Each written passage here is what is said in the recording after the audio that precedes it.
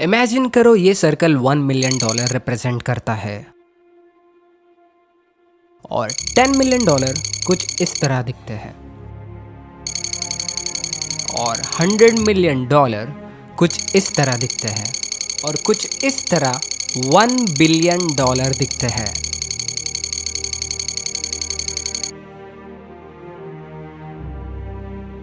Bill Gates जो कमाते हैं $105.6 बिलियन। फिर आते हैं आप जो शायद ब्रोक है या अपने मंथली इसेंशियल को लेके परेशान है, मिलियन कमाने की चाह रखते हैं, अपने ट्रैवलिंग डेस्टिनेशन के सिर्फ सपने देखते हैं, अपने ड्रीम कार के सपने देखते हैं। तो ऐसा क्या करते हैं जेफ बेजोस या कोई भी मिलियनर जो इतने अमीर बनते हैं? ऐसा कौन सा फॉर्मूला है जो उन्हें इतना अमीर बनाता है? हम लोग बहुत बार सुनते हैं पैसे के बारे में ज़्यादा सोचना बुरी आदत है, पैसे वाले खुश नहीं रह पाते, पैसा हैप्पीनेस नहीं दिला सकता, वो लोग लकी है इसलिए तो अमीर बन सके। पर अगर मैं आपसे कहूँ कि आपकी सोच गलत है और आप भी उतने ही अमीर बन सकते हैं, तो एक इक्वेशन है वेल्थ के लिए, एक साइंस है जिस तरह मनी वर्क करता है, कॉइन की एक ऐसी साइड जो हमारी सोसाइटी स्कूल हमें नहीं सिखाती। पर इससे पहले मैं आपको बताना चाहता हूँ ये रोड बहुत डिफ़िकल्ट है, शायद इस रोड को कुछ ही लोग कंप्लीट कर पाए, पर इस रोड के एंड में फ्रीडम है जहाँ आपको फिर से पैसों की चिंता नहीं होगी। ये वीडियो इंस्पायर हुआ है जेम्स जानी का video the untold truth about money से। बॉलीवुड एंड हॉलीवुड बहुत बार दिखाता है कि अमीर लोग अच्छे नहीं होते, वो लोग कमीने होते हैं और वो कोई गलत काम करके ही आगे बढ़े हैं। सोसाइटी के हिसाब से अगर आप एक एवरेज घर के हो तो आप ज़्यादा से ज़्यादा और थोड़े से अमीर बन सकते हो। पर वेल्थ एक्स ने रिलीज़ की गई एक रिपोर्ट बताती है कि अल्ट्रा वेल्दी लोग जिनका नेटवर्थ 10 मिलियन से ज़्यादा है, उनमें से 68% लोग सेल्फ मेड बिलियनर या फिर मिलियनर है। एग्जाम्पल ओपरा विनफ्री जो बहुत गरीब घर से है, Jeff Bezos self made millionaire, Elon Musk self made millionaire. ऐसा क्या है जो उन्हें पता है पर आपको नहीं? सच ये है कि आपकी इक्वेशन ऑफ मनी बिल्कुल गलत है, जो है money is equal to salary from job. ये इक्वेशन काफ़ी लोगों के लिए सही है, पर अगर आपका गोल है बहुत सारे पैसे कमाना, वो भी कम टाइम में, तो ये इक्वेशन आपको आपके मुकाम तक नहीं पहुंचाने वाले। हमारे पास सबसे प्रीशियस रिसोर्स है जो मोस्ट इम्पॉर्टेंट रिसोर्स है, एंड एक बार वो चला गया तो हम वो कभी हासिल नहीं कर सकते। वो रिसोर्स है टाइम। स्टैंडर्ड जॉब में अमाउंट ऑफ मनी आप अर्न करते हो वो डिपेंड करती है आपका कितना अमाउंट ऑफ टाइम आप उस जॉब के लिए देते हो। अगर आप $20 पर आवर कमाते हो यानी अप्रॉक्सीमेटली 1500 रुपीज़ पर आवर और वीक में 40 आवर्स काम करते हो तो आपको 24 साल लगेंगे $1 मिलियन कमाने में। और ये कैलकुलेट किए हैं आपके एक्सपेंस और टैक्स को इंक्लूड किए बिना। और इन्फ्लेशन के वजह से आपके 1 मिलियन की वैल्यू 24 ईयर्स के बाद ज़रूर कम हो जाएगी। प्रैक्टिकली आप ओल्ड एज में मिलियनर बनोगे जब आपका प्रीशियस रिसोर्स टाइम और एनर्जी आपके हाथ से रेत की तरह फिसल गई होगी। सो रिच पर्सन को रिच बनाने वाला राज क्या है? उनके पास आपसे बेटर इक्वेशन है, उनके पास पैसे को अंडरस्टैंड करने का वे है। Part 2 the truth about money. पैसे के पीछे भागना बंद करो। मैं यहाँ एक नोट ऐड करना चाहूँगा कि बहुत से लोगों के लाइफ में ऐसी कंडीशन होती है जहाँ पर उनका कमाना ज़रूरी है, उनके ऊपर ही उनका घर चलता है। इस कंडीशन में सब कुछ छोड़ के ये इक्वेशन फॉलो करो, ये सलाह मैं नहीं दूंगा, पर आप इस वीडियो का यूज़ करके खाली समय में अपने लाइफ में एक्स्ट्रा वैल्यू ऐड करना ट्राई कर सकते हो। So back to video now. आपको मार्केट वैल्यू के हिसाब से पे किया जाता है। सो आपकी वैल्यू डिसाइड करने वाला कौन होता है? लोग, आप, मैं, आपके दोस्त, नेबर्स और आपकी कंट्री। सो लोग कंप्लेंट करते हैं कि फुटबॉल प्लेयर, बास्केटबॉल प्लेयर और क्रिकेटर्स को इतने ज़्यादा पैसे क्यों पे किए जाते हैं। पर ज़्यादा पे करने के लिए फुटबॉल या क्रिकेट गेम की मार्केट में डिमांड ज़्यादा होनी ज़रूरी है, एंड डिमांड ज़्यादा हो तो ऑटोमेटिकली जो टॉप प्लेयर बेस्ट परफॉर्मेंस दे रहा है उसे करोड़ों रुपए दिए जाते हैं।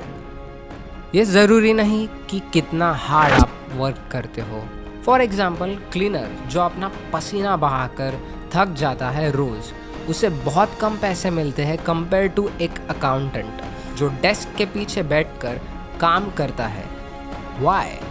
क्योंकि मार्केट में क्लीनर की वैल्यू बहुत कम है एक अकाउंटेंट से।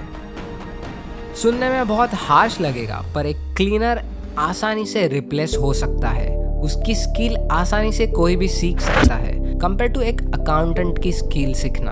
अकाउंटेंट ने कई साल एक नंबर का गेम सीखने में गुजारे हैं। अपने क्लाइंट्स के थाउजेंड्स ऑफ रुपीस वो बचा सकता है उनके टैक्स पर हम लोग ने पहले ही देखा है कि जॉब आपको मिलियनर नहीं बना सकता। तो आपको क्या करना होगा? Step 1 of rich people equation is if you want money solve problems. अगर आप थोड़ा वक्त लेके सोचोगे तो पैसा इसी बेसिक इक्वेशन से फ्लो होता है। अगर आप लोगों की प्रॉब्लम सॉल्व करते हो तो आपके पास पैसे आएंगे। फॉर एग्जाम्पल, आप $1 मिलियन की प्रॉब्लम सॉल्व करते हो तो उस सोल्यूशन के लिए आपको $1 मिलियन मिलेंगे। अगर वो $1 बिलियन प्रॉब्लम है तो उस सोल्यूशन के लिए आपको $1 बिलियन मिलेंगे। अगर आप अमेज़ॉन को ही लोगे तो वो हमारी स्टोर जाने की तकलीफ कम करता है, जल्द से जल्दी डिलीवरी करता है और काफ़ी कम चार्ज में अपनी सर्विस प्रोवाइड करता है। अगर आप अमेज़ॉन की बाकी सर्विस को देखोगे तो भी वो लोगों की प्रॉब्लम सॉल्व कर रही है। जेफ बेजोस ने लोगों की $1 बिलियन की प्रॉब्लम सॉल्व की है और इसका रिवॉर्ड उन्हें मिल रहा है। सो आपको अपना फोकस लोगों की प्रॉब्लम्स पर करना चाहिए और सबसे ज़रूरी आपका फोकस उन प्रॉब्लम्स के सॉल्यूशंस पर रखना चाहिए। वेट, सो बस इतना ही, यही करना है? लोगों की प्रॉब्लम सॉल्व करो और पैसे मुझे मिल जाएंगे। सो मुझे एक नेक्स्ट अमेज़ॉन क्रिएट करनी है या फेसबुक क्रिएट करनी है या गूगल? तुम मजाक कर रहे हो, करेक्ट? मुझे तो पता भी नहीं कि कोडिंग कैसे की जाती है। मेरे पास उतने पैसे भी नहीं है कुछ बड़ा करने के लिए मेरे पास। तो रुक जाओ, आप फिर से सेम थिंकिंग पैटर्न में जा रहे हो। स्टार्ट करो प्रॉब्लम से, हमेशा प्रॉब्लम से स्टार्ट करो। अपने आसपास जो मार्केट है उसको सुनो। लोग किस चीज़ के बारे में बोल रहे हैं कि उन्हें वो पसंद नहीं है। लोग ऐसी क्या चीज़ विश कर रहे हैं कि वो एग्जिस्ट हो। ऐसी क्या चीज़ है जो लोगों को फ्रस्ट्रेट करती है। ऐसी कौन सी चीज़ है जो लोगों को बहुत ज़्यादा इनकन्वीनियंट लगती है। क्या वो ऐसी प्रॉब्लम है जो आप सॉल्व कर सकते हो और क्या वो प्रॉब्लम सॉल्व करना वर्थ है? Part 3, a problem worth solving. Final step है इस इक्वेशन का जो आपको वेल्थ ला के देगी, वो है स्केलेबल सोल्यूशन ढूंढना उस प्रॉब्लम के लिए। यानी एक ऐसा सोल्यूशन जो बहुत सारे लोगों तक आप पहुंचा सकते हो और ज़्यादा से ज़्यादा लोगों तक पहुंचाना बहुत ज़रूरी है। एक रेस्टोरेंट ओपन कर रहे हो? नहीं, वो स्केलेबल नहीं है क्योंकि वो सिर्फ आपके एरिया तक सीमित है। पर एक फ्रेंचाइजी ओपन कर रहे हो तो हाँ, वो स्केलेबल है। अगर आपका सोल्यूशन एक छोटा सॉफ्टवेयर है तो इसका मतलब है कि एक बार वो सॉफ्टवेयर बिल्ड किया तो उसको आप बहुत लोगों तक पहुंचा सकते हो विदाउट शिपिंग कॉस्ट की फिक्र किए बिना, बिकॉज ये सब वर्चुअली हो रहा है। पर यही इनफाइनाइट ग्रोथ आपको जॉब से नहीं मिलती।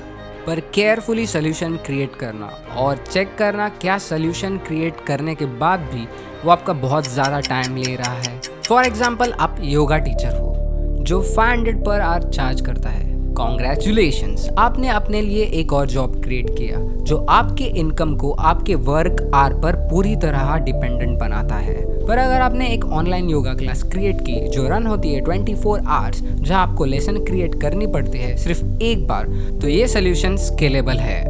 आपके सोल्यूशन को स्केलेबल बनाना क्रिटिकल है, तो सोल्यूशन ढूंढते वक्त लॉस्ट मत हो जाना। ऑटोमेशन भी एक इम्पॉर्टेंट रोल करती है। एक सिस्टम और एक प्रोसेस आपके बिजनेस को रन करती रहेगी एक स्मूथ मशीन की तरह, अगर आपने प्रॉपरली इम्प्लीमेंट किया तो।